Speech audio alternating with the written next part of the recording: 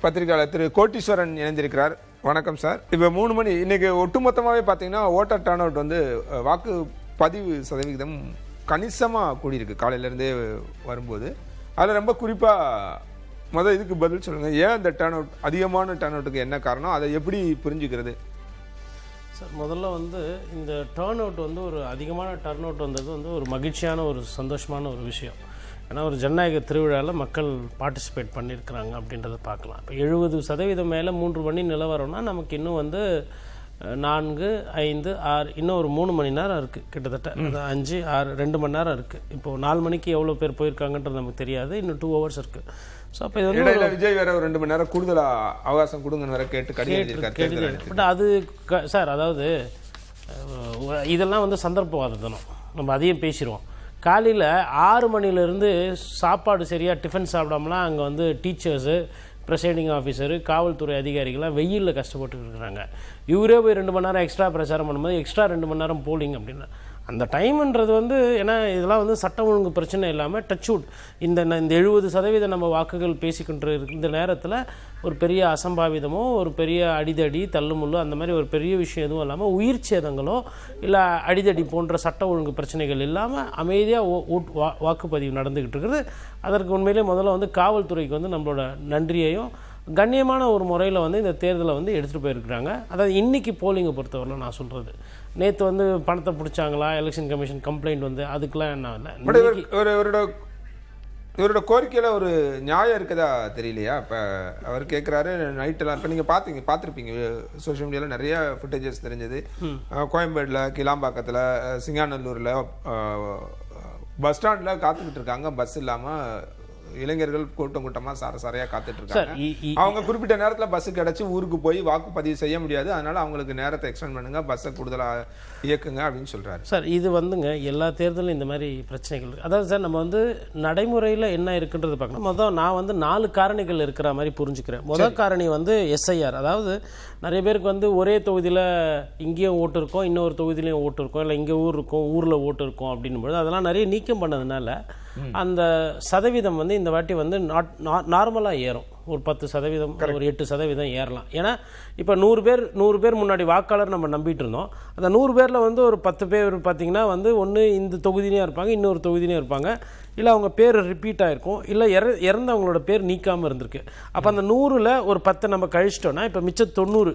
இந்த 90 நம்ம என்ன பண்ணுறோம், திருப்பி 100 ஆக்கி அதுக்கு போலிங் பண்ணும்போது பர்சன்டேஜ் ஓட்டு போடுறாங்க அப்படின்னாலுமே அது பர்சன்டேஜ் ஏறிடும். ஸோ இது ஒரு point.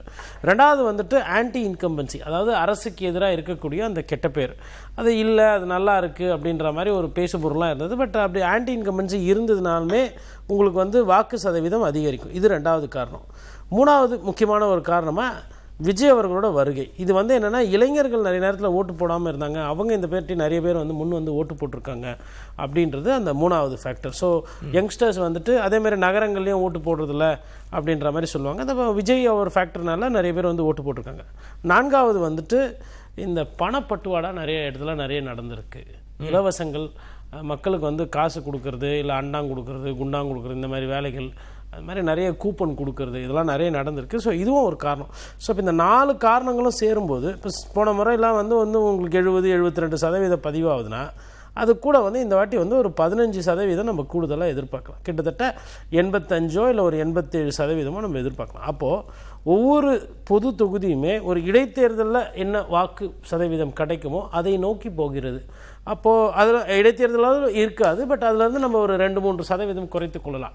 So anything above 80% or 85% கிட்ட தொடுது அப்படின்னா அது எனக்கு முன்னாடி பேசக்கூடிய அந்த நண்பர் சொன்ன மாதிரி அது ஒரு 3 முனை போட்டியாக போனாலும் கூட போட்டி என்பது 2 பேருக்கு நடுவில் அது ஸ்ட்ராங்காக ஆகிடும். ஏன்னா உங்களுக்கு மார்ஜின் ஜாஸ்தி ஆகும்போது, ஓட் பர்சன்டேஜ் ஜாஸ்தி ஆகும்போது முதல் நம்பர் யார் வராரு, ரெண்டாவது யார் வராரு, அந்த வித்தியாசங்கள் வந்துடும். இது முதல் காரணம். ரெண்டாவது விஜய் அவர்களோட அந்த கடிதம் இன்னும் 2 மணி நேரம் கொடுக்கணும். இதுதான் அவருக்கு அரசியல் புரிதல் இல்லைன்றதை நம்ம புரிஞ்சுக்கணும். வெள்ளிமலையில் எடுத்திங்கன்னா 5 வாக்காளர்களுக்காக ஒரு பூத்தை அமைச்சிருக்காங்க. குதிரை எல்லாம் வச்சு நடைபாதையாக போய் 3.5 மணி நேரம் போய் இவிஎம் மிஷினை தூக்கிட்டு போய் மையை எடுத்துகிட்டு போயிட்டு ஓட்டு போட போகிறது 5 பேர். அதுக்கு வேலை செஞ்சது கிட்டத்தட்ட 20 பேர். அதே மாதிரி வருசநாடு அப்புறம் போடி மலை அந்த பகுதியிலலாம் பார்த்தீங்கன்னா 75 பேர் தான் ஒரு பூத்தில் இருக்காங்க. இன்னொரு பூத்தில் 250 பேர் கூட கிடையாது, 245 பேர். அதுக்கெல்லாம் பூத்து போட்டிருக்காங்க. அப்போ அவங்கெல்லாம் வெடிகாத்தால் எவ்வளோ போயிருப்பாங்க? ஒரு மலையில் வந்து போனோன்னா எவ்வளோ போகணும்? அப்போ இங்கே உட்காந்துக்கிட்டு வீட்டில் பனையூரில் இருந்துக்கிட்டு நம்ம வந்து என்ன பிரச்சனை இருக்குது, அது ஆப்ரேஷன்ஸ். இன்னொன்றுங்க, இப்போ 6 மணிக்கு போலிங் கட் ஆஃப் ஆகும், ஒரு 5:30 மணிக்கு என்ன பண்ணுவாங்கன்னா டோக்கன் கொடுப்பாங்க. அப்போ அந்த டோக்கனை நீங்கள் வாங்கிட்டு, இல்லை 5:55க்கு போனால் கூட நீங்கள் அந்த டோக்கனை வாங்கிட்டு நீங்கள் வந்து 1 ஹவர் கழிச்சு கூட போடலாம் உள்ள லைனில் இருந்தீங்கன்னா. ஸோ இப்போ இவ்வளோ விஷயம் பண்ணி தராங்க. காலையில் 7 மணியில் இருந்து சாயந்தரம் உங்களுக்கு 6 மணி மட்டும் கொடுக்குறாங்க. அப்போ இந்த நேரத்தில் மற்றவர்கள் எவ்வளோ ப்ரெஷரில் இருப்பாங்க. அங்கே இருக்கிற காவல்துறை அதிகாரி ஒரு மிஷின் வேலை செய்யாமல் போவோம், இல்லைனா வந்து கட்சிக்காரங்களுக்குள்ளே அடிதடி வரும், சண்டை வரும், இல்லை மிஷினை யாரோ ஒருத்தர் தாக்கிட்டாங்க, அந்த பொருளை வந்து பத்திரமா எடுத்துகிட்டு போயிட்டு இதோடு முடியல. 7 மணிக்கு 6 மணிக்கு முடியுதுன்னா டோக்கன் வாங்கினவங்க வந்து இன்னும் ஒரு 1/2 மணி நேரம் 3/4 மணி நேரம் போகும். 7 மணிக்கு தான் அவங்க சீல் வைப்பாங்க. இந்த சீலை வச்சு கம்ப்யூட்டேஷன் பண்ணி என்ட்ரி எல்லாம் போட்டுட்டு அங்கே இருக்கிற ப்ரொசைடிங் ஆஃபீஸர் எல்லாம் ஓகே பண்ணி அந்த மெட்டீரியல் அங்கேருந்து இதுக்கு போனோம், கவுண்டிங் ஸ்டேஷன் ஸ்ட்ராங் ரூமுக்கு போனோம். ஸ்ட்ராங் ரூம் போயிட்டு அங்கே இருக்கிற ஸ்ட்ராங் ரூம் அதிகாரிக்கிட்ட ஒப்புதல் கொடுத்துட்டு நான் சம்மந்தப்பட்ட மிஷினு, வாக்காளர் பட்டியல், ஸ்லிப்பு எல்லாத்தையும் நான் அவங்கக்கிட்ட பொறுப்பு கொடுத்துட்டேன், இனிமேல் நீங்கள் பொறுப்புன்னு சொல்லி கொடுத்துட்டு கை மாற்றுறதுக்கு 9 மணி ஆகும் சார். அதுக்கப்புறம் தான் அவங்க சாப்பிட்டுட்டு அவங்க வீட்டுக்கு எப்போ போவாங்க. இது ஏன் இவருக்கு தெரியல, ஏன் கடிதம் எழுதுறாருன்னா அவருக்கு மற்றவங்களோட பிரச்சனை தெரியலன்னா ஒன்றும் தப்பு கிடையாது, எல்லாருக்குமே எல்லாரும் தெரியாது. நீங்கள் அதை தெரிஞ்சவங்கக்கிட்ட கேட்டு தெரிஞ்சுக்கணும் மேக்ஸிமம். அதாவது இதுக்கு முன்னாடி எலக்டோரல் ஆஃபீஸர்ஸாக இருந்தவங்ககிட்ட நான் நிறைய பேர்கிட்ட பேசியிருக்கேன், பழகியிருக்கேன். மறைந்த ஐயா நரேஷ் குப்தா உட்பட, அதேமாதிரி ராஜேஷ் லக்கானி சார் இருந்தாங்க, பிரவீன்குமார் இருந்தாங்க, நிறைய அதிகாரிகள் இருந்திருக்காங்க. அப்புறம் சென்ட்ரல் எலெக்ஷன் கமிஷனர்ஸ்லாம், அதாவது பெஸ்ட் பிரெயின்ஸ் தான் வந்து இந்த மாதிரி தேர்தல் எப்படி நடத்தணும், எப்படி பிரச்சனை இல்லாமல் போகணும்லாம் கணிப்பாங்க. அவர்களெல்லாம் யோசித்து உட்காந்து தான் அந்த 5 மணின்னு இருந்ததே 6 ஆக்குனாங்க.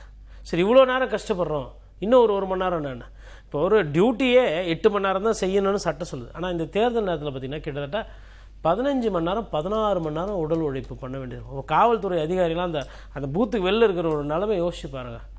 எவ்வளோ ஒருத்தர் 7 மணி பூத்துனா ரிப்போர்ட்டிங் டைம் 5 இல்லை 5:30 இருக்குங்க. காலையில் 5:30 மணிக்கு போய் ஷூவை போட்டு நின்று அந்த காக்கி சட்டையை போட்டு நின்றவர் ஒரு 6 மணிக்கு மேலே நின்று வேலை முடிஞ்சிச்சு. ஆனால் செக்யூரிட்டி வேலை பார்க்கணும், நைட்டு 9 மணி மட்டும். இன்னும் நீங்கள் 2 மணி நேரம் ஏற்றுறீங்கன்னா நைட்டு 11 மணிக்கு. அவர்கள் மனிதர்கள் தானே. சரி, இப்போது 5 பூத்து அமைச்சாங்க சொன்ன இல்லைங்களா, 5 ஓட்டுக்கு வெள்ளிமலையில் 4 பேர் வந்து ஓட்டு போட்டாங்க. அங்கே ஒரு இளைஞர் இன்னும் ஓட்டு போடலை. இப்போ 2 மணி நேரம் நீ எக்ஸ்ட்ரா ஒரு ஓட்டுக்கு அந்த மிஷினெல்லாம் வச்சுக்கிட்டு அவங்க எப்போ இருட்டினதுக்கப்புறமா மலையை விட்டு கீழே இறங்குவாங்க. இதுதான் அது தெரியாமல் வந்து இந்த வீடியோ பார்க்க வேண்டியது, யூடியூப்பில் இல்லை சோஷியல் மீடியாவில் பார்க்க வேண்டியது, ரியாக்ட் பண்ண வேண்டியது. சார், நீங்கள் மொத்தம் அந்த பூத்தோட சேஃப்டி, அந்த மிஷின்ஸு இவிஎம்மோட சேஃப்டி, அங்கே வேலை பார்க்குறவங்களோட சேஃப்டி எல்லாத்தையும் சேர்த்து தான் பார்க்கணும். சரி, இருட்டினதுக்கப்புறம் வன்முறை நடக்குது, ஏதோ ஒரு வேட்பாளர் நம்ம தோற்றுருவோம், இந்த இடத்துல பூத்தில் வந்து எதிரிக்கு நிறைய போயிருக்கு, ஏதோ ஒரு வன்முறை பண்ணுறாங்க, யார் சார் பொறுப்பு? அதெல்லாம் எல்லாத்தையும் சேர்த்து தான். அதாவது அமைதி பூங்காவாக இருக்குது தமிழ்நாட்டில்ன்றதுக்கோசரம் நமக்கு தோன்றதெல்லாம் கேட்கக்கூடாது கோரிக்கையாக, அடுத்தவங்களோட நிலையில் இருந்து பார்க்கணும். அங்கே தான் விஜய் சாருக்கு வந்து அந்த அரசியல் ஒன்றும் இல்லை. இப்போ சிம்புக்கிட்டே கேட்குறாங்க, ஏன்னா அங்கே மாற்றம் வருமானு நினைக்கிறீங்க? அதெல்லாம் முடிவு பண்ண நம்ம யாருங்க? நம்மக்கிட்ட ஒரு ஓட்டு. அதெல்லாம் மக்களுக்கு அதிக அறிவு இருக்குது, அவங்க நம்மளோட புத்திசாலி. எவ்வளவு தெளிவான ஒரு பதில் பாருங்கள். இது மாதிரி என்னைக்குன்னா வந்து விஜய் சார் தெளிவாக பேசியிருப்பாரா? ஒன்று. ரெண்டாவது, இன்னும் ஒரு சில கேள்வியெல்லாம் கேட்குறாங்க சிம்புக்கிட்ட, ரொம்ப அழகாக பதில் சொல்லிட்டு போகிறாப்புல. அதுதான் அந்த மெச்சூரிட்டி வேணும். நமக்கு என்ன தெரியும், நமக்கு என்ன வேணுன்றதை தாண்டி எதிர் சைடில் என்ன நடக்குது, எது சாத்தியம், எதை செய்யலாம், எது கரெக்டாக இருக்கணுன்றது வரும். இப்போ 100 விழுக்காடு ஓட்டர்ஸ் வரணுன்றது ஆசை. இன்றைக்கி எதிர்பார்த்ததை விட நல்லபடியாக வந்துட்டுருக்கு. மேபி ஒரு 90% கூட வரலாம், தப்பில்லை. நான் 100% வரணும் வந்து உட்காந்துன்னு இருப்பேன் மிஷினை வச்சுக்கிட்டுன்னா, தேர்தலுக்குன்னு ஒரு மரியாதை இருக்குது, அது ஒரு ஜனநாயக கடமைங்க. அந்த பங்க்சுவாலிட்டி, அதாவது இதில் இன்னொன்று விஜய் சாருக்கு இது என்னென்னா, எப்பவுமே ஒரு நேரத்தை இழுத்தடிக்கிறது அவருக்கு பிடிக்கும். ஒரு விஷயத்தை நீங்கள் 5 மணிக்கு முடிக்கணும்னா ஏன் 7 ஆகக்கூடாதா, 7க்கு முடிக்கணும்னா ஏன் 8 ஆகக்கூடாதா, இது அவருக்கு பிடிக்கும். அதனால் அவருக்கு பிடிச்ச சப்ஜெக்ட்னால நமக்கு பிடிச்ச மாதிரியே இருக்குது, சரி நம்ம இதை வந்து கேட்போம் அப்படின்னு லெட்டர் எழுதியிருக்காரு. அவ்வளோதான், இது வேறு ஒன்றும் கிடையாது. 3 மணி நிலவரப்படி 70% வாக்குகள் பதிவாகிருக்கு. 2021 53.85 இருந்தது. கிட்டத்தட்ட 17 17 அரௌண்டு % வந்து கூடுதலாக பதிவாயிருக்கு அப்படின்றது காலைல இருந்தே ஒவ்வொரு 2 மணி நேரத்துக்கு ஒரு முறை வரும்போது பார்த்தீங்கன்னா 15 17 விழுக்காடு வந்து கூடுதலாகவே கிடைச்சிட்ருக்கு. இதில் ரொம்ப குறிப்பாக இது நிறையா பேசிட்டோம். இதில் குறிப்பாக தொகுதி வாரியாக பார்த்தீங்கன்னா நிறையா தொகுதிகள் கிட்டத்தட்ட 17 தொகுதிகளுக்கு மேலே வந்து 70 விழுக்காடுக்கு மேலே வாக்குகள் பதிவாயிருக்கு. மிக குறிப்பாக கொங்கு மண்டலத்தில் இருக்க முக்கியமான நான் 3 மணி நிலவரத்துக்கு முன்னால் 1 மணிக்கு பார்க்கும்போதே கொங்கு மண்டலத்தில் ஒரு 4-5 தொகுதிகள் வந்து 5 மாவட்டங்கள் வந்து பெரிய அளவு ஓட் % இருந்துச்சு. இதில் பார்த்தீங்கன்னா திருச்செங்கோடு வந்து 77% இருக்கிறதே அதான் அதிகம் நினைக்கிறேன். திருச்செங்கோடு தொகுதி 77% அப்படின்னு இருக்கு. இந்த மாதிரி ரொம்ப குறிப்பாக சில தொகுதிகள் மட்டும் கூடுதலாக வாக்குகள் பதிவாக இருக்குது. ஏதாவது ஸ்பெசிஃபிக்கான காரணம் இருக்கா சார்? இப்போ நம்ம டிஸ்கஸ் பண்ணுற அந்த ஜோன் வந்து பார்த்திங்கன்னா மேற்கு தொடர்ச்சி மலை ஒட்டி இருக்கக்கூடிய இடங்கள், இல்லை கொங்கு மண்டலம், அதாவது கோயம்புத்தூர், பொள்ளாச்சி, திருச்செங்கோடு, நாமக்கல், திருப்பூர், இந்த மாதிரி இடங்கள்லாம் வந்து அதிகமாக போலிங் % நோக்கி போய்ட்டுருக்கு. இது வந்து கடந்த காலத்தில் வந்து அதிமுக அதிகமான வாக்குகள் பெற்ற இடங்கள். விவசாயிகள் அதிகமாக இருக்கிறது, கிராமப்புறங்கள் அதிகமாக இருக்கிற இடம் வந்து ஒரு படி மேலே போய் அவங்க வாக்கு செலுத்துறதை நம்ம இங்கே பார்க்க முடியுது. அதே விவசாய நிலம் அதிகமாக இருக்கக்கூடிய தஞ்சாவூர்லேயோ திருவாரூர்லேயோ நம்ம இந்தளவுக்கு போலிங்கை நம்ம பார்க்க முடியல. திருச்சியுமே வந்து பார்த்திங்கன்னா ஒரு சிட்டியாக தான் கொஞ்சம் பிஹேவ் பண்ணும். திருச்சி வந்து ஒரு டாப் இடத்துல வந்து வரல. ஸோ அப்போது விவசாய நிலம் அங்கேயும் இருக்குது இங்கேயும் இருக்குது. பட் அந்த விவசாய நிலங்கள் கொங்கு மண்டலத்தில் இருக்கக்கூடிய விவசாய நிலங்கள் சார்ந்த இடங்கள் அதிகமாக வாக்கு வாங்குறது, இல்லை அதிமுகவுக்கு ஸ்ட்ராங் ஜோன் என்று சொல்லப்பட்ட அந்த ஜோனில் வந்துட்டு வாக்கு வங்கி கூடுது. இதில் இன்னொரு முக்கியமான ஃபேக்டர் என்னென்னா விஜய் அவர்களோட ஃபேக்டர். ஸோ விஜய் அவர்கள் ஃபேக்டர் நான் பேசும்போது பார்த்திங்கன்னா இப்போது ஆர்கே நகர் எடுத்திங்கன்னா 5 மணி நிலவரப்படி 71.93% வாக்குகள். அதே வந்து பெரம்பூர் எடுத்தோன்னா 71.84%. அதாவது ஆர்கே நகர் கூட வந்து ஓட்டு வாங்குது. முக்கியமான விஐபி வேட்பாளர் நிற்கிறாரு விஜய் சார், அது விஐபி தொகுதி. ஆர்கே நகர் வந்து கொளத்தூரை விடவும் பெரம்பூரோடவும் கூட தான் போகுது. அப்போது நான் என்ன பார்க்குறேன்னா மக்கள் வந்து ஏதோ சொல்ல விரும்புகிறாங்க. ஸோ மக்களோட அந்த பார்ட்டிசிபேஷன் வந்து சாதாரண தொகுதியிலே அதிகமாக இருக்குது. அது வந்து ஒரு விஐபி தொகுதியாக தான் இருக்கணும்னு கிடையாது. அதே மாதிரி திருச்சி கிழக்குலையுமே வந்து பார்த்திங்கன்னா இப்போ திருச்செங்கோடு நம்ம பேசுகிறோம், அதை நம்ம திருச்சி கிழக்கால பேசியிருக்கணும். அதாவது விஜய் ஃபேக்டர் கரெக்டாக வேலை செய்யுது, விஜய் அவர்களுக்கு ஒரு பெரிய எழுச்சி இருக்குது, விஜய் அவர்களுக்கு வந்து அவரு நிற்கிற தொகுதி அங்கே இருக்க கேண்டிடேட் கொஞ்சம் நல்லா பெர்ஃபார்ம் பண்ணி அதுதான் எனக்கு இதெல்லாம் வந்து ஆச்சரியத்துக்குள்ள ஆச்சரியங்கள். இப்போ சேப்பாக் ட்ரிப்ளிகேன் பார்த்தீங்கன்னா பெரிய போலிங் போல. ராயபுரம் வந்து வழக்கமாக வந்து எக்மோரை விடவும் உங்களுக்கு வந்து துறைமுகத்தை விட நல்லா செய்யக்கூடிய இடம்.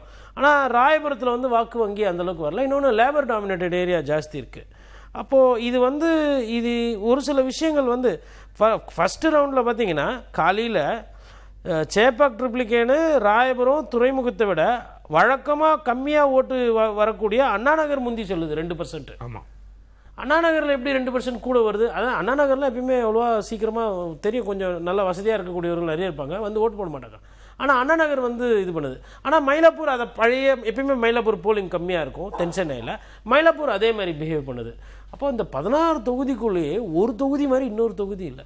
அப்போது அவ்வளோ நம்ம போய் மைக்ரோ லெவலில் போய் பார்க்க வேண்டியது இருக்குது. இதை இன்னும் உடச்சி பேசணுன்னா 1 மணி நேரத்துக்கு வந்து 5-7% வாக்குகள் வந்து சராசரியாக பதிவாயிருக்கு கடந்த கால தேர்தலில். இந்த வாட்டி வந்து 8-8.5% வந்து போயிருக்கு. அப்போ அந்த ஒரு ரவுண்டுக்கே வந்து 1.5%-2% அவங்க ட்ரை பண்ணுறாங்க. ஸோ அப்போ எவ்ரி அந்த 2 ஹவர்ஸ்க்கு என்ன ஆகுதுன்னா ஒரு 1% ஆட் ஆகும்போது அது வந்து ஒரு 1-1.5% ஆட் ஆகும்போது அது ஒரு 12-15% கம்ஃபர்டபுளாக போய் நிற்குது. அந்த லீடை தொடர்ந்து மெயின்டைன் பண்ணுறாங்க. அதாவது காலையிலலாம் பார்த்தீங்கன்னா 15-16% இருந்தது சென்னையில் 9 மணிக்கு, அதாவது 7 to 9. அதுக்கப்புறம் 9-11 பார்க்கும்போது அந்த 16-17 இருந்தது, 37, 34, 35 அந்த மாதிரி போகுது, டபுள் ஆகுது. அந்த ரேஷியோ இருக்குங்களா, அது வெயில் தாக்கத்துலேயும் அது குறையல. திருப்பி மறுபடியும் அதே 15%-17% பெருசா. பொதுவாக இது வரைக்கும் இருக்க ட்ரெண்ட் அப்படின்னா காலைல ஓரளவுக்கு அதிகமாக ஹெவியாக போகலாம், ஒரு 11-12 மணி பிறகு அப்படியே செட்டில் ஆகிடும், லஞ்ச் முடிகிற வரைக்கும் அப்படியே தான் இருக்கும், ஒரு 3-4 மணி பிறகு திருப்பி பிக்கப் ஆகும். இது என்னன்னு பார்த்தா ஸ்டெடியா இருக்கு, ஒரு மாதிரி ஸ்டேபிளா ஸ்டெடியா இருக்கு. அதே மாதிரி இன்னொரு நல்ல விஷயம் என்னன்னா வாக்காளரோட எண்ணிக்கை பூத்துக்கு குறைஞ்சிருக்கு. முன்னாடி வந்து 1200 1400 இருந்திருக்கு ஒரு பூத்தில். இப்போ வந்து 1000 900 800 அந்த மாதிரி குறைஞ்சிருக்கு. அப்போ என்ன ஆகுனா அங்கே அதிகாரிகளுக்கு வந்து அந்த பேரை பார்த்து டிக் பண்ணுறது, நிறைய சீரியல் நம்பர் இருக்கும்போது இன்னும் 2 பக்கங்களை புரட்ட வேண்டியது ஃபேராக ரன் பண்ணுறதுக்கு ஈஸியாக இருக்குது. இப்போ வந்து அந்த பூத்து ஓட்டர்ஸ் நம்பர் குறையும் போது அவங்களுக்கு எஸ்ஐஆருக்கு அப்புறமா வந்து, ஏன்னா எஸ்ஐஆர் வந்து அதிகமாக பேசப்பட்டது, வாக்குகள் காணா போயிடும், இது வந்து ஒரு இதாகுது, சம்மந்தமே இல்லாமல் பிஜேபியை வேற வலிச்சு பேயடி அடிச்சாங்க இங்கே இருக்கிறவங்கலாம். அப்போ பிஜேபி எதில் விமர்சனம் பண்ணுமோ அதை தாண்டி எஸ்ஐஆருக்கு இன்ஃபேக்ட் தாவேகா வந்து போராட்டம்லாம் பண்ணிச்சு, இந்த எஸ்ஐஆர் வந்து இது இருக்கணும்ட்டு. பட் ஆனால் எங்கேயுமே வந்து என் ஓட்டை காணும், என் ஓட்டு முன்னாடியெல்லாம் பார்த்திங்கன்னா இந்த பிரச்சனையை நம்ம நிறைய பார்த்துருப்போம். இந்த வாட்டி கம்பேரிட்டிவ்லி டில் 4 மணி வரையிலும் பெருசளவில் என் ஓட்டு வந்து எங்கள் ஓட்டுங்க ஒரு 100 ஓட்டை நீக்கிட்டாங்க, ஒரு 70 ஓட்டை காணும் அப்படின்ற மாதிரி நம்ம கடந்த காலத்தில் அந்த மாதிரி இந்த வாட்டியில். அப்போ நான் என்ன சொல்கிறேன்னா, அரசியல் காரணங்களுக்காக நீங்கள் ஒரு சிலர் அதை பற்றி மணிக்கணக்காக பேசினாங்க. இப்போ அவங்கெல்லாம் எங்கே? நானுமே வந்து எஸ்ஐஆர் வந்து பிஜேபி கொண்டு வரதுனால அதை விமர்சனம் பண்ணியிருக்கேன். அதை சொன்ன அதே நேரத்தில் நான் என்ன சொல்லியிருக்கேன்னா, ஆட்சியில் வந்து இன்றைக்கி திமுக இருக்கிறாங்க, அதிகாரிகள் இருக்கிறாங்க, நீங்கள் வந்து அந்த மாதிரி கொத்து கொத்தாக வந்து 500 ஓட்டு 5000 ஓட்டெல்லாம் நீக்க முடியாது. குறிப்பாக சிறுபான்மையினர்லாம் ஓட்டே போயிடுச்சு அப்படின்லாம் நீங்கள் காலையிலேருந்து நானும் பார்த்தேன், புளியாந்தோப்பு பார்த்தேன், பெரம்பூர் பார்த்தேன், அதுக்கப்புறமா வந்து ஜமாலியா பார்த்தேன், எக்மோர் புதுப்பேட்டை பார்த்தேன். சிறுபான்மையினர் மக்கள் ரொம்ப சந்தோஷமாக குடும்பமாக வந்து அழகாக ஓட்டு போட்டு போனாங்க. அப்போது அரசியலுக்காக சும்மா எதையோ பேசக்கூடாது. அப்போ அந்த விஷயத்தையுமே விஜய் அவர்கள் பெரிய போராட்டம். வாக்கு பாதிக்கப்பட்டவங்க அங்கே வரமாட்டாங்கல்ல. இப்போ எனக்கு என்னுடைய வாக்கு வரல, இல்லை ஒருவேளை எனக்கு இருந்த வாக்கு போயிடுச்சு அப்படின்னா அங்கே வந்து அவங்க வந்து என்ன இல்லை அவங்க வந்து அட்லீஸ்ட் வந்து அங்கே இப்போ ஒரு பெண்மணிக்கு வந்து அவங்க ஓட்டு போயிடுச்சுன்னாங்க, யாரோ போட்டாங்கன்னா அவங்க அங்கே சண்டை போட்டு இருக்கிறாங்க. அது வந்து போலியா நடந்தது. இப்போ அது மாதிரி 1-2 சம்பவங்கள் திண்டுக்கல்ல. இல்லை சார், இந்த நேரத்தில் வந்து அவங்க கண்டிப்பாக அந்த அவங்க வீட்டுக்கு முன்னாடினா ஃபோன் பண்ணி செய்தி ஆக்கியிருப்பாங்க. இன்றைக்கி வந்து இப்போ ஒரு நியூஸ் சேனலுக்கு ஃபோன் பண்ணி, சார் எங்கள் ஃப்ளாட்டில் வந்து 100 ஓட்டு காணும், இல்லை அது சுலபம் தானே, அவங்க பூத்துக்கு வர வேணாம். இப்போ ஒரு செய்தி நிறுவனத்துக்கு ஃபோன் பண்ணி எங்கள் பூத்தில் வந்து 100 ஓட்டை காணும், இல்லை அந்த ஒரு 100 பேரோ இல்லை ஒரு 50 பேரோ இல்லை ஒரு ஏழை பழைகள் குடிசை வாசிகள் இருக்கிற இடம், அங்கேருந்து ஒரு 50 ஓட்டு காணா போயிடுச்சுன்னா அவங்க கண்டிப்பாக ரோட்டில் வந்து உட்காந்துருப்பாங்க. இன்றைக்கி கிடையாது, 4 நாளைக்கு முன்னாடி 5 நாளைக்கு முன்னாடியே கூட வந்து உட்காந்துருப்பாங்க. ஏன்னா ஒரு சில இடத்துல வந்து ஓட்டு நம்பரு எபிக் நம்பர் இருந்தால் தான் கொடுக்குறாங்க.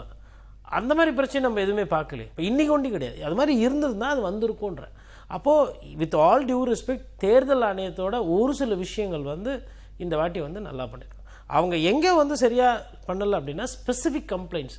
உதாரணத்துக்கு கோயம்புத்தூரில் அம்மன் அர்ஜுனன் வந்து சொல்கிறாரு, இந்த மாதிரி பணப்பட்டுவாடா நடக்குது, நடவடிக்கை ரொம்ப தாமதமாக, கலெக்டர் வந்து கிட்டத்தட்ட அதுக்கு வந்து ஒரு ரெஸ்பான்ஸே இல்லாத மாதிரி அப்படியே இருக்கிறார். என்ன சொல்கிறதுனே தெரியாத மாதிரி பேன். அது ஒன்று பார்க்கலாம். ஒரு சில போலீஸ் அதிகாரிகள் வந்து அதிகமாக அரசாங்கத்துக்கு வந்து சாதகமாக இருக்கிறாங்க, அவங்களோட நன்னடத்தை மீது சந்தேகமாக இருக்குது, இவர்களையே மாற்றலைன்னு சொல்லி அந்த கோரிக்கைகளாக இருந்தால் அந்த கோரிக்கைகள்லாம் வந்து காலதாமதம் அதிகமாக இருக்குது. அதிமுக தரப்பில் பாஜக தரப்புலலாம் ஒரு சில குற்றச்சாட்டுகள் சொல்லியிருக்காங்க. தாவேகா தரப்பில் சமீபமாக அதிகமான குற்றச்சாட்டுகள்லாம் சொன்னாங்க. ஸோ அந்த மாதிரி குற்றச்சாட்டுகளுக்கு வந்து தேர்தல் ஆணையர் வந்து நடவடிக்கை எடுக்கலை. ஸோ அதையும் நம்ம செய்யணும். சந்தீப் ரத்தோர் டிஜிபி அவர்களை பொறுத்தவரையிலும் he has done a very good job. ஒரு தலைமை அதிகாரியாக தேர்தல், அதாவது காவல்துறை அதிகாரியாக வந்து இன்ஸ்ட்ரக்ஷன்ஸ் இப்போ ஏதோ கொடுத்துருக்காரு போல. என்னன்னா போலீஸ்காரங்க உள்ள போகக்கூடாதுன்னு இருக்காங்க சார், அவங்களுக்கு உள்ள வேலை கிடையாது, வாக்குச்சாவடிக்குள்ள. அதுதான் அருமை உங்களுக்கு. அதாவது காவல்துறை பார்த்தா உங்களுக்கு வந்து ஒரு நண்பர் அப்படின்னு ஒரு ஃபீல் வரணும். பூத்துக்குள்ளே அவங்க வந்து நிற்கிறாங்கன்னா அது வந்து எனக்கும் நான் யாருக்கு ஓட்டு போட போகிறேன்ற ரகசியம். அந்த இடத்த அந்த கேட் ஆண்ட நிற்கிறது எது வந்தாலும் வெளியில் பார்த்துக்கோங்க. உள்ள வந்து மற்ற அதிகாரிகள் உள்ள வரக்கூடாது. அதெல்லாம் வந்து அப்போ பார்த்தோன்னு தோணுது இது ஏதோ தப்பு அப்படின்னும் போது இன்ஸ்ட்ரக்ஷன்ஸ் கொடுக்குறாரு. தன்னோட சொந்த டிபார்ட்மெண்ட்டாக இருந்தாலும் தப்பு பண்ணிடக்கூடாது, அதில் தப்பு நடந்துடக்கூடாதுன்னு அவ்வளோ தெளிவாக இருக்குது. அது ஒரு கண்ணியமான செயலாக நான் பார்க்குறேன். இப்போ ஏன்னா இதெல்லாம் வந்து அடுத்த தேர்தலுக்கு இதை எதிர்பார்ப்பாங்க பத்திரிகையாளர்கள். அப்போ இருக்கக்கூடிய டிஜிபிட்டு சொல்லுவாங்க, சார் இந்த மாதிரி போலீஸ் வந்து உள்ளே போகக்கூடாது, வெளியிலேயே அவங்கள வச்சுட்டு போலிங் பூத்துக்கு வெளியில் நிற்கட்டும், அந்த ஓட்டு போடுற இடத்துக்கும் அந்த வாசப்படியிலையும் அவங்க அந்த டிஸ்டன்ஸை மெயின்டைன் பண்ணணும். ஏன்னா ஒன்ஸ் போலிங் பூத்துக்குள்ளே போயிட்டதுக்கப்புறம் அது வந்து அந்த மிஷினு, அந்த ப்ரெசைடிங் போலிங் ஆஃபீஸர் 2 ஏஜென்ட்டு அதோடு முடியுது அப்படின்றது. அதெல்லாம் வந்து ஒரு நல்ல சர்க்குலர், நல்ல இன்ஸ்ட்ரக்ஷன் அவர் கொடுத்துருக்காரு. திரு கோடீஸ்வரன் திரும்ப பேசுகிறோம். நம்ம தமிழ்நாடு பேசுகிற அதே நேரத்தில் வெஸ்ட் பெங்கால்லையும் பார்த்தீங்கன்னா ஓட் பர்சன்ட் 78.77%, 78.77 விழுக்காடு அப்படின்றது அதுவும் அதிகமான நம்பர். அங்கே எஸ்ஆர் நடந்திருக்கு. அங்கே வந்து இங்கே எப்படி சொன்னாங்களோ பிஜேபி பின்னணியில் இருக்குது, பிஜேபியால் தான் அங்கே நிறையா இடங்கள்லாம் முக்கியமான ஓட்டுகள்லாம் எடுத்துட்டாங்கன்னு சொல்கிற குற்றச்சாட்டுகளும் நம்ம பார்க்க முடிஞ்சது. இது அதையும் ஒப்பிட்டு பார்க்குறது சரியாக இருக்குமா தமிழ்நாடு வெஸ்ட் பெங்கால்? சார் அதாவது எஸ்ஐஆர் வந்து இங்கே காமன் ஃபேக்டர். இப்போ ஒரு பள்ளிக்கூடத்தில் வந்து நீங்கள் 10% வாங்குறது வந்து இப்போ இந்த பள்ளிக்கூடத்தில் வந்து 200 மாணவர் தான் இருக்கிறாங்கன்னு வச்சுக்கோங்களேன். அந்த பள்ளிக்கூடம் வந்து 10th எக்ஸாமும் +2 எக்ஸாம் போகும்போது இந்த 200 மாணவர்கள்னும் போது அவங்க ஈஸியாக வந்து நல்ல ரிசல்ட் காட்டுறதுக்கு வாய்ப்பு இருக்குது. இதே அந்த பள்ளிக்கூடத்தில் 800 பசங்க இருக்கிறாங்கன்னா தேர்ச்சி விகிதாச்சாரம் என்பது இன்னும் கொஞ்சம் கடினமாக இருக்கும். இப்போது உங்களுக்கு ஒரு பூத்தில் வந்து ஒரு 800 பேர் தான் இருக்காங்க அப்படின்னா அந்த பூத்து வந்து கொஞ்சம் ஈஸியாக போலிங் பண்ணுறது ஒரு 700 பேர் 750 பேர் வந்து நீங்கள் கவர் பண்ணலாம். கூட்டம் கம்மியாக இருக்குன்னு கூட வந்து நிற்கலாம், இல்லை வசதிகள் இருக்கிறதுனால வந்து நிற்கலாம், இல்லை வேறு சில காரணங்களாக இருக்குது. இப்போ அதே பூத்தில் வந்து ஒரு 800ன்றது 1200 பேருன்னும் போது கொஞ்சம் சுணக்கங்கள் கொஞ்சம் கூட்டம் நிறைய இருக்குன்னு கூட ஒரு சிலர் போடாமல் போகலாம். அந்த காரணங்கள்லாம் இருக்குது. பட் எஸ்ஐஆர் வந்து ஸ்டாண்டர்டாக என்ன பண்ணியிருக்குன்னா கடந்த தேர்தலை விட இந்த தேர்தலில் வந்து ஒரு 5லேருந்து 10% வாக்குகளை வந்து ஏற்றி விடுது. ஏன்னா அந்த இப்போ அவங்க பர்சன்டேஜை கூட இப்போ நீங்கள் எஸ்ஐஆரே வந்து நீங்கள் ரிவைஸ் பண்ணலை, அந்த வாக்கு ரோல்ஸ் அப்படியே இருந்திருக்கு அப்படின்னா, அந்த வாக்காளர் பட்டியலை சரி செய்யலை அப்படின்னா பழைய லிஸ்ட் அப்படியே இருக்கணும் போது உங்களுக்கு என்ன ஒரு 10% வந்து அவங்க டபுள் எல்லா இடத்துலையும் வந்து ஓட்டு போட முடியாது. இல்லை இறந்தவர்களை நீக்கலை, இல்லை வந்து உங்களுக்கு அதில் வந்து கரெக்டான ப்ரூஃப் இல்லை அப்படின்னும் பொழுது அது வந்து ஒரு இப்போ வெஸ்ட் பெங்கால்லையும் கூட வந்திருக்கிறதுக்கு காரணம் அதுதான். பட் என்னென்னா இப்போ வெஸ்ட் பெங்காலில் ஆட்சி இருக்குது, ஆட்சிக்கு எதிரான ஒரு அலையினால் இப்படி வருதா, இல்லை அங்கே வேறு என்னென்ன காரணிகள் தெரியல. இப்போ நமக்கு தமிழகம் போகும்போது நம்ம ஒரு 4 காரணங்களை சொல்ல முடியுது. விஜய் அவர்களோட வருகை ஒரு முக்கிய காரணம், இளைஞர்கள் அதனால் ஓட்டு போடுறாங்க, அதை பார்க்க முடியுது. அதுக்கப்புறம் மக்களுக்கு கோபம் இருக்கிறதையும் நம்ம கொஞ்சம் வெளிப்படையாக அதுதான் கேட்குறேன். பொதுவான ட்ரெண்டே அப்படி தானே இருக்கும். இப்போ அதிகமான வாக்குப்பதிவு இருக்குது அப்படின்னா இருக்க கவர்மெண்ட்டை மாற்றுறதோ அல்லது மாற்றத்தை நோக்கி அவங்க வாக்களிக்கிறாங்க அப்படின்னு மட்டும் புரிஞ்சுக்கிறதான்னு கேட்குறேன். இல்லை பொதுபுதியில் அதாவதுங்க ஒரு 100க்கு 60% என்ன இப்போது இந்த தேர்தல் கணக்கு எடுக்கிறவங்க வியூக வகுப்பாளர்கள் இல்லை பத்திரிகையாளர்கள் என்ன எடுத்துக்குவாங்கன்னா, பொதுவாக வந்து போலிங் அதிகமாக ஆச்சு அப்படின்னா அது ஆட்சிக்கு வந்து நல்லதில்லை, ஆட்சிக்கு வந்து ஒரு ஆட்சிக்கு எதிரான மனநிலை அதிகமாக இருக்கும் அப்படின்றது ஒரு 60% அப்படி எடுத்துக்கலாம். ஒரு 40% என்னன்னா இல்லை ஆட்சி ரொம்ப நல்லா இருக்குது, திட்டங்கள் நிறைய இருந்திருக்கு, திட்டத்தால் பயன் அடைஞ்சவங்க கூட. அதாவது நீங்கள் 100% வந்து இப்போ இந்த இவ்வளோ ஓட்டு அதிகமாக வந்ததுக்கு வந்து கண்டிப்பாக 100% ஆட்சி மாற்றம் உறுதி அந்த இடத்துக்கு நம்ம போக முடியும். அது பெனிஃபிட் இந்த இடத்துல அட்வான்டேஜாக வந்து எதிர்கட்சிகளுக்கு பார்க்கலாம். பட் அது அந்த விகிதாச்சாரத்தை ஒரு 60% அவங்களுக்கு கொடுக்கலாம். அதே நேரத்தில் ஆளுகின்ற அரசுக்கு இது அதிகமாக வந்ததுக்கு ஒரு 40% கொடுக்கலாம். பொதுவாக கோவத்தில் இருக்கவங்க தான் வந்து முதல்ல குத்துன்னு குத்திட்டு போயிடுவாங்க, அதுதான் இயல்பு. அதே நேரத்தில் காசும் அதிகமாக கொடுக்கப்பட்டிருக்கிறது, அவங்களும் வந்து குத்துவாங்க. இப்போ காசு வாங்கிட்டு இப்போ நீங்கள் வீட்லேயே உட்காந்துன்னா என்னப்பா நேற்று வந்து 5 ஓட்டுக்குன்னு கணக்கு பண்ணி கொடுத்தனேப்பா, 5-2 10,000 ஆச்சு, 5-3 15,000 வச்சு என்னப்பா இன்னும் போகல அப்படின்னும் போது இப்போ எல்லாம் ரொம்ப சிஸ்டம் அட்வான்ஸ் ஆகி போச்சு. அந்த 77 விழுக்காடுகள் விழுந்த கான்ஸ்டிடுவன்சி எல்லாம் அப்படித்தான் புரிஞ்சுக்கிறதா? எல்லாத்தையும் நம்ம கணக்கெடணும். வேட்பாளரோட தேர்வு, அந்த வேட்பாளரை உள்ளூர் வேட்பாளர் பண்ண செலவு, கட்சியினுடைய வசீகரம், விஜய் அவர்களோட வருகை, எஸ்ஐஆர்னால் வந்து நம்பர்ஸ் கம்மியானது, வாக்காளர் பட்டியலோட நம்பர் சுருங்கினது, இது எல்லாத்தையும் நம்ம ஃபேக்டர் எடுத்துக்கணும். இப்போ வெயில காட்டாமல் இல்லை லீவ் நாள் ஒரு நாள் விட்ருக்காங்க, வெயில் இவ்வளோ அடித்தோம் வந்து ஜனங்க வந்து ஓட்டு போடுறாங்க அப்படின்னா முதல்ல அது வந்து ஒரு சந்தோஷப்பட வேண்டிய ஒரு விஷயம். அவங்களுக்கு யாரை பிடிக்குதோ அவங்க ஓட்டு போட்டிருக்காங்க. பட் வந்ததுக்கு இந்த 4 காரணத்தை நம்ம ஸ்ட்ராங்காக பார்க்கலாம். அது திரும்ப பார்க்குறோன்னா ஒன்று வந்து எஸ்ஐஆர் அதனால் குறைஞ்சிருக்கு, 2வது வந்து மக்களுக்கு வந்து மேபி மாற்றம் வேணும்னு ஒரு எண்ணம் இருக்கலாம், இல்லை திட்டங்கள் அதிகமாக கட்சினால திருப்பி வந்து போட்டிருக்கலாம், 3வது விஜய் அவர்கள் அதுவும் ஒரு முக்கியமான ஃபேக்டர். விஜயோட எல்லா கேம்பெயின்லையுமே கெத்தா கிளம்பி போய் ஓட்டு போடுங்க அப்படின்னு சொல்லி ஒரு பெரிய ஸ்டேட் சார் அவர் இதை இப்போ வெஸ்ட் பெங்காலில் யாரும் அப்படி கெத்தாலாம் போய் பேசலையே. இப்போ பெரம்பூரில் அவரே நிற்கிறாரு, கெத்தா நிற்கிறன்னா அவர் 80% போடணும் இல்லை. தருமபுரிக்கிட்டையும் சேலத்துக்கிட்டையும் பின்தங்கி தானே இருக்குது பெரம்பூரும் திருச்சியும். அவரை வந்து ஒரு பரவலாக ஏற்றி இருக்கிறார், அவரும் ஒரு காரணம் தான் நான் சொல்கிறேன். அவர் ஒரு ஃபேக்டர். இப்போ அவரால் கொளத்தூரில் முதல்வரோட தொகுதியிலையோ இல்லை பக்கத்தில் யாருமே பெரிய ஆள் நிற்காத ஆர்கே நகர் தொகுதியை பெரம்பூர் அதிகமான ஓட்டில் வாங்கி காட்டணும். விஜய் அவ்வளோ பெரிய பிளேயர், மாஸ் பிளேயர் அப்படின்னா அப்போ இப்போ மற்ற தொகுதியெலாம் 75% இருக்குது அப்படின்னா இவர் வந்து ஒரு 85 காட்டணுவாங்க. பெரம்பூர் வாங்கல, திருச்சி கிழக்கும் வாங்கல, திருச்சி கிழக்கும் வாங்கல. அப்போ இது என்ன காட்டுது? அதுதான் இது it becomes more trickier to decode. அந்த பயங்கரமான வேவ் வந்து நான் போய் பார்க்குறேன். நிறைய பேர் அதுவும் குறிப்பாக பெண்களுக்கு வந்து இந்த கவர்மெண்ட் வந்து பார்த்து செஞ்சுதுங்க ஒரு சில விஷயங்கள்லாம். பெண்களுக்கு அது இது அந்த திட்டம், நான் முதல்வன் திட்டம், அந்த மாதிரி இளைஞர்னா அதை வந்து அவங்க வந்து பெருசாக எடுத்துக்கிட்ட மாதிரியே தெரில. அவங்கெல்லாம் வந்து பாட்டு வைப்பு பண்ணிக்கின்னு சாங் போட்டுன்னு வேறு மாதிரி இருக்காங்க நிறைய பேர். அங்கே நான் ஒரு காலையில் வந்து ஒரு 10 சட்டமன்ற தொகுதி நான் போய் பைக்கில் சுற்றிருப்பேன். நான் பார்க்கும்போது I can feel TVK. But ஒரு டிவிகேக்கு ஒரு அலை அப்படின்றது என்னால் ஃபீல் பண்ண முடியல. ஏன்னா செல்ஃபி எடுக்கிறாங்க, இப்படி கை வச்சு, அது வழக்கமாக அமைதியாக வந்து ஓட்டு போடுறவங்க அவங்க பாட்டு போட்டு போயிடறாங்க. இந்த கொஞ்சம் அங்கே கொஞ்சம் சந்தோஷமாக ஒரு குஷியாக அப்படி பண்ணுறதுன்னு பார்த்தீங்கன்னா டிவிகேக்கு வாக்கு செலுத்துகிறவங்களாம் நம்மளால் அது எல்லாமே இளம் வயது தான். அவங்களுக்கு வந்து இந்த ஜாதி பேதம் எல்லாம் இல்லை. பிரதமர் மோடி ஒரு ட்வீட் ஒன்று போட்டிருக்காரு, very important message, I hope maximum number of youth turn out to vote and strengthen our democracy. அவரு இப்போ என்ன சொல்ல போறாருன்னு தெரியல. அவர் எதனா சொல்லுவாங்க, வாக்கு நிறைய வந்திருக்கு அப்படின்றது தான் அவர் சொல்றாரு. அது வந்து இளைஞர்கள் வாக்கு கூட இல்லை, வயசானவங்களும் நிறைய பேர் லைன்ல. அதுதான் அங்கே, அதாவது வந்து போடுறவங்க எப்பயுமே போட்டுக்கிட்டு தான் இருக்கிறாங்க நம்ம. ஆனால் எப்பயுமே வராதவங்களுக்கு தானே முக்கியத்துவம் கொடுப்போம். ஆனால் இந்த வாட்டி வீட்டில் உட்காந்து வீடியோ கேம்ஸ் விளையாடாமல், இல்லை வீட்டில் உட்காந்து டிக்டாக் ரீல்ஸ் படம் பார்க்காம அவங்க வந்து ஓட்டு போடுறதுனால அதை அவர் வரவேற்கலாம். ஏன்னா அடுத்த தலைமுறை அவங்க தான். அதனால் அவங்க வந்தது மோடி அவர்களோட அந்த கருத்து வரவேற்கத்தக்கது தான். பட் இது யாருக்கு சாதகமாக போகுது, யாருக்கு பாதகமாக தான், கண்டிப்பாக இந்த இளைஞர்களோட வருகை வந்து அரசாங்கத்துக்கு நல்லது அல்ல.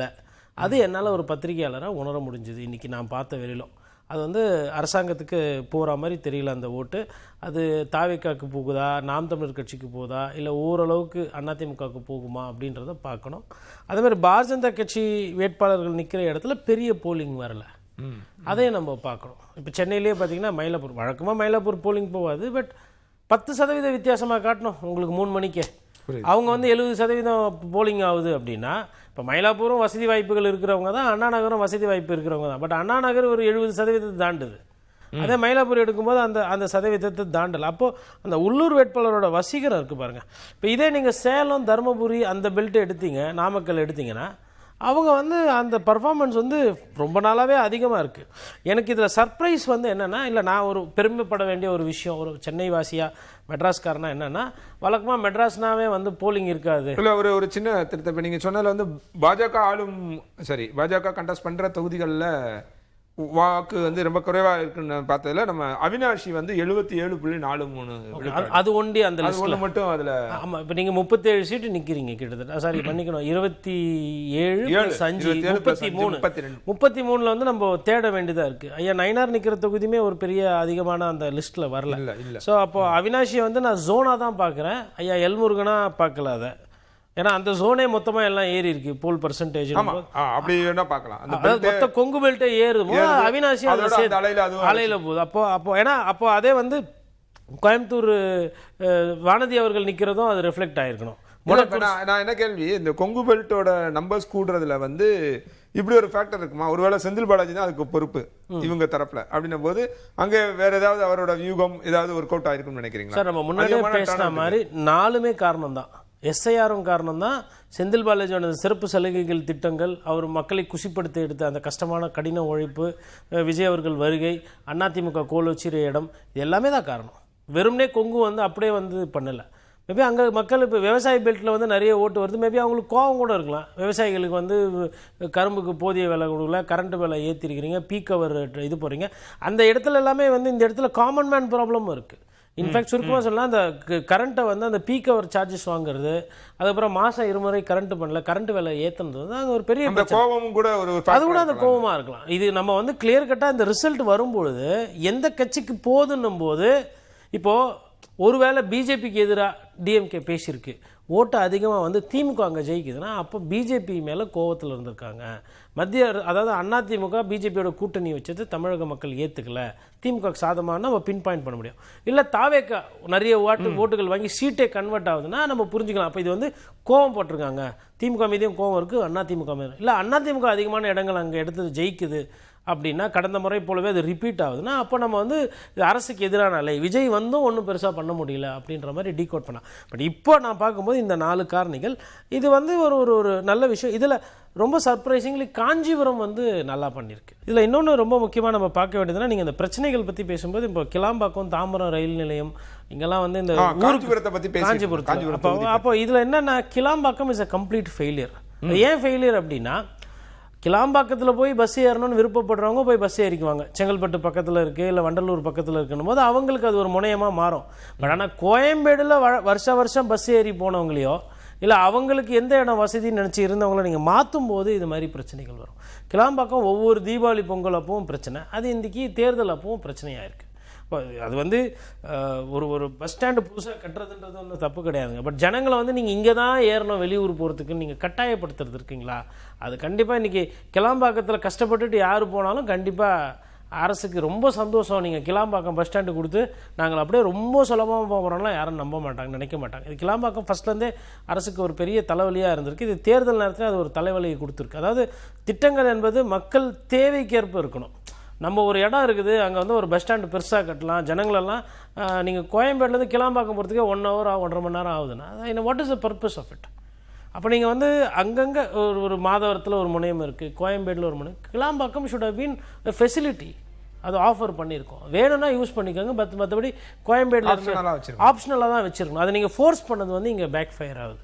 அதான் மேபி விஜய் அவர்கள் வந்து கடிதம் எழுதுவார். பட் அந்த கடிதம் எழுதுனதுல லாஜிக் கிடையாது.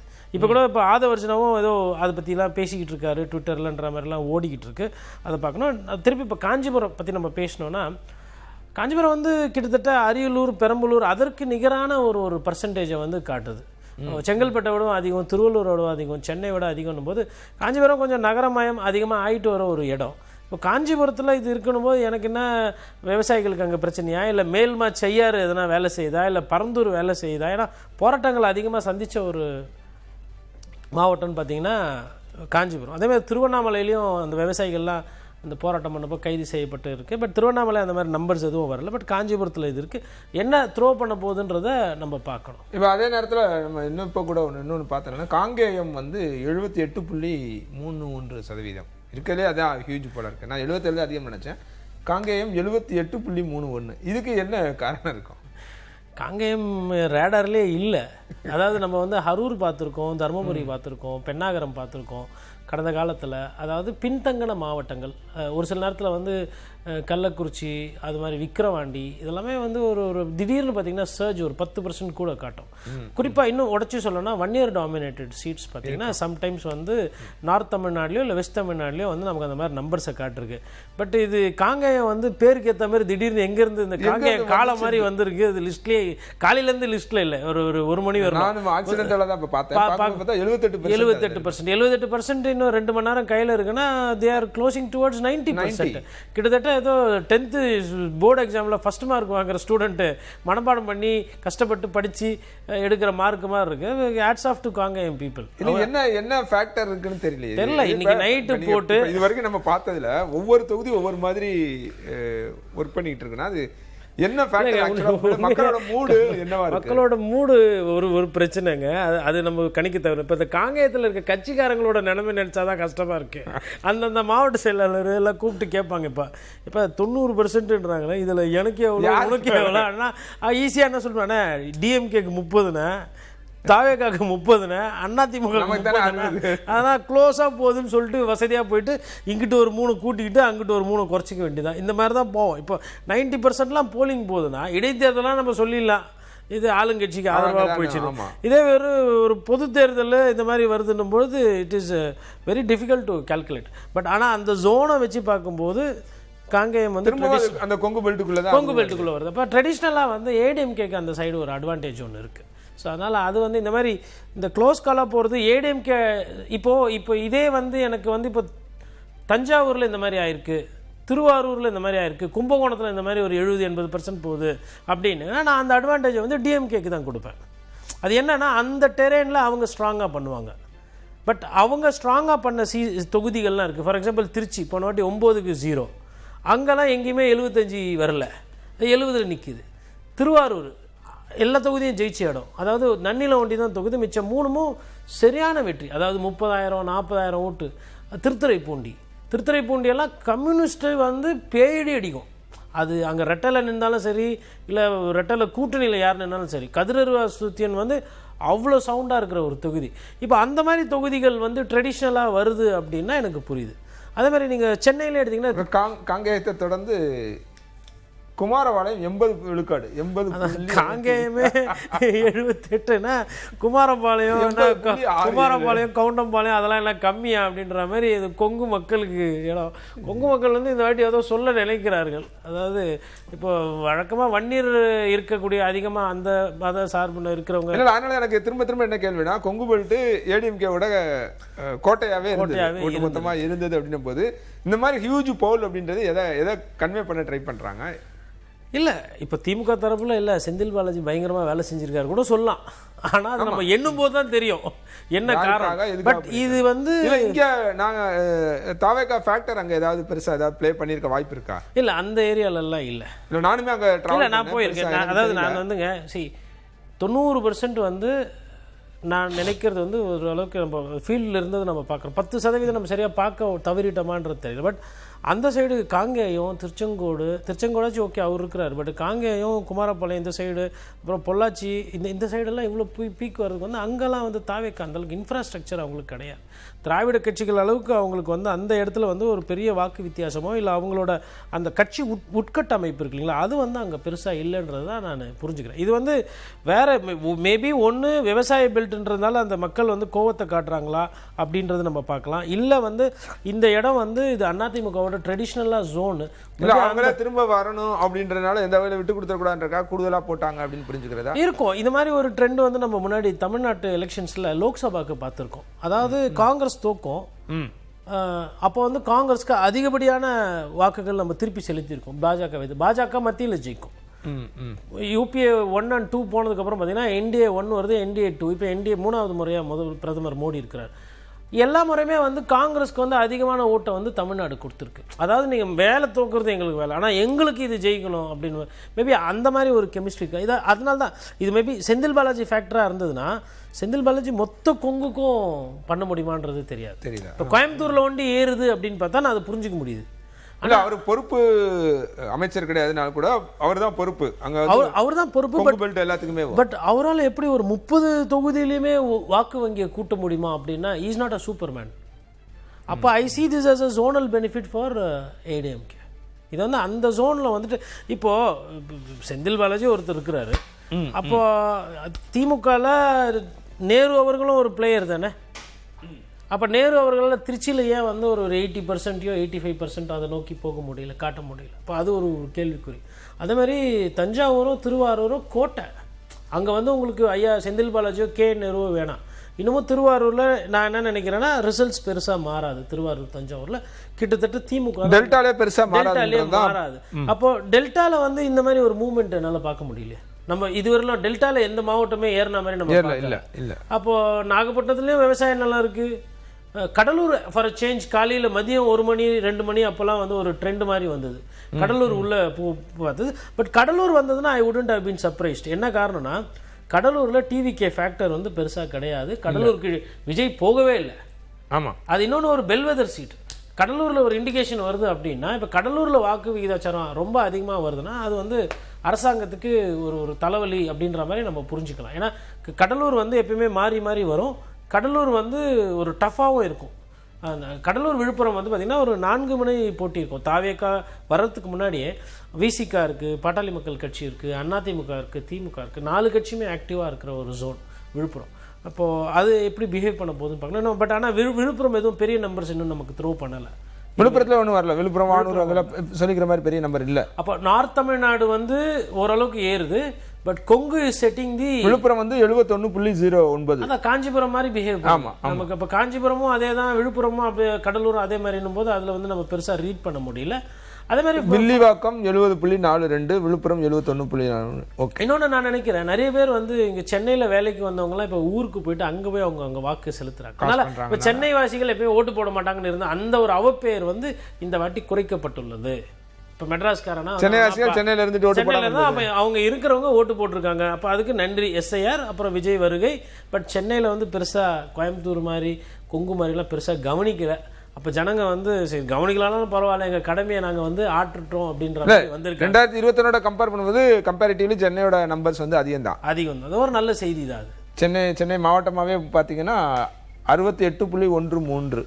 ஆமாம் 68.3 நமக்கு வந்து அது 3 மணி 4 மணி செய்தி அது கிட்டத்தட்ட ஆமா 3 மணி இப்போ என்ன அடுத்து அதாவது ஃபைனலா சென்னைக்கு 68 வந்தாலுமே பெரிய போனோட 56 சம்திங் தான் மொத்தத்துக்கு அதுலயே 12% நம்ம கூட இருக்கோம் அப்போ இன்னும் நமக்கு இதுலயே 70 80 வரதுக்கான வாய்ப்புகள் இருக்கு இல்லைங்க சார் 75க்கு தான் தாண்டும் சென்னை இப்போ அடுத்து 75 வருது சென்னை இல்லைன்னா that's a very good polling status நீ ஒரு 15% 2 மணி நேரத்துக்கு ஒரு தடவை இம்ப்ரூவ் ஆகிட்டே வருது அப்போ நீங்க அந்த 68ஓட 50 போனீங்கன்னா சென்னைலாம் 80 கிட்ட போகுதுன்னு தெரியல இது என்ன ட்ரெண்ட் இன்னொன்னு இந்த சுவாரஸ்யம் இந்த ஒரு ஜாலியான ஒரு விஷயம் இருக்குல்ல நம்ம பார்க்கும்போது மக்கள் என்ன சொல்ல வராங்க யாருக்கு ஓட்டு போட்டாங்க தெரியலையே இப்போ நம்ம கட்சி நிலவரம் தான் நம்ம சொல்லலாம் ஏதோ ஒன்று பட் இப்போ நமக்கு வந்து கவுண்டிங் அன்னைக்கு இது வந்து ரவுண்டா இன்னும் போகும் டைட்டா இப்போ இந்த ரிசல்ட் வந்து 80 போது 60% தான் போலிங்கன்னா 11:30 மணி 12 மணிக்கு தெரிஞ்சு போயிடும் அப்புறம் பசி ஜாஸ்தியாகும் சீக்கிரம் என்ன சர்டிஃபிகேட் கொடுத்து அனுப்புங்க ஒரு 2:30 போறான்னு மாதிரி